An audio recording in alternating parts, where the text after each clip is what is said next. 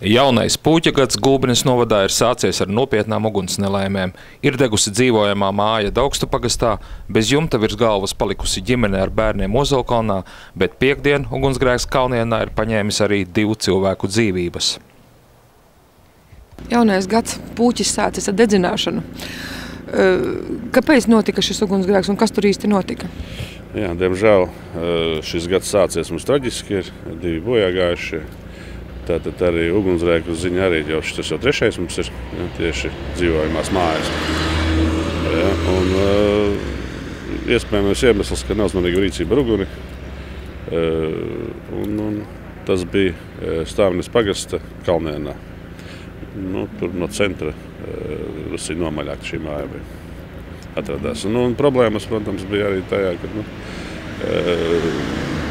vēl noteikti bija ieraudzījuši arī tātad paziņoja arī novēlot, ka ieradās ugunsdzēsēji visā platībā dega.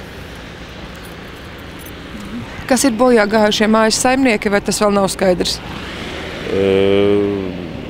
Viens, jā, mājas saimnieks iespējams, otrs vēl nav noskaidrot personu, to policija noskaidro.